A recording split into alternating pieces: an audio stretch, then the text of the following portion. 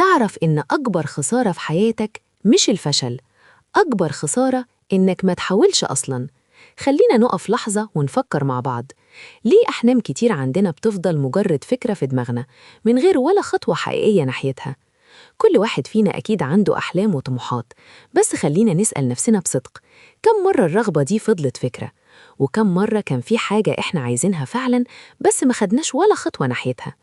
وهنا بقى بتيجي الحقيقة اللي ممكن تكون صعبة شوية علينا، بس هي أساس كل حاجة حرفياً. والمعنى ده اتلخص بوضوح شديد في آية كريمة بتقول: ليس للإنسان إلا ما سعى. الآية دي بتلخص المبدأ كله بعبقرية، كأنها قانون كوني واضح وصريح.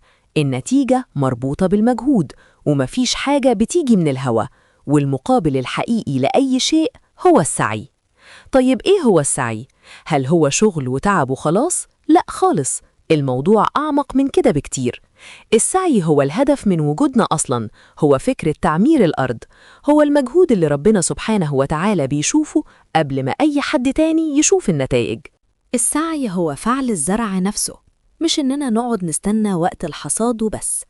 وعلشان نبدأ نسعى فعلاً لازم نكون فاهمين إن في معركة داخلية لازم تحصل الأول، معركة ضد أعداء ممكن ما نكونش شايفينهم بعنينا، بس أحياناً بيكونوا أقوى أعدائنا.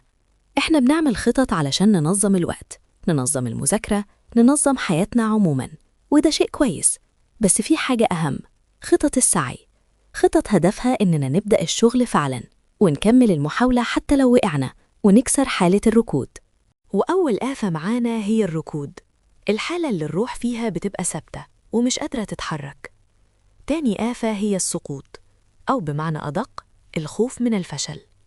وتالت آفة، ودي خطيرة قوي، التعود، إن الواحد يتعود على الكسل أو على الوضع اللي هو فيه، لدرجة إن مجرد فكرة التغيير تبقى مرعبة. التخلص من التلاتة دول هو أول خطوة حقيقية في طريق السعي. وهنا هنقول مقولة هتلخص المعنى ده بعبقرية: الهزيمة في التراجع أسوأ من الخسارة في أول محاولة. يعني إيه؟ يعني الخسارة الحقيقية مش إن الواحد يفشل، الفشل طبيعي، جزء من أي طريق. الهزيمة الحقيقية هي قرار الانسحاب، قرار الاستسلام قبل ما المعركة تبدأ أصلاً. إزاي نحول الصراع الداخلي ده لحاجة إيجابية؟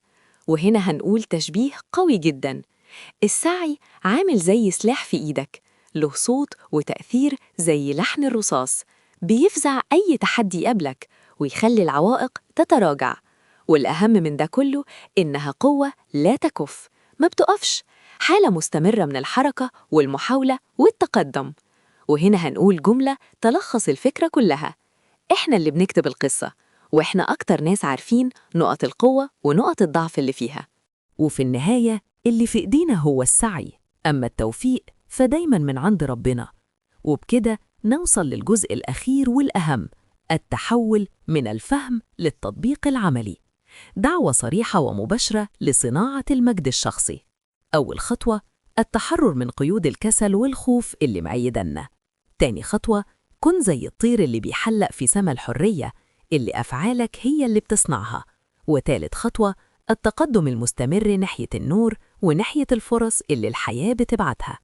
وعلشان كده محدش المفروض يسمح لأي حد يقلل من شأن أحلامه أو أفكاره. كل حاجة تخصك لازم تكون عظيمة في عينك أنت الأول. أحلامك ليك وأفكارك ليك، وأنت اللي تبني الحياة اللي ترضيك، الحياة اللي تعجبك. ونختم بسؤال للتفكير والتأمل: هو مش جواك حقول كاملة لسه مستنية السعي علشان تتزرع؟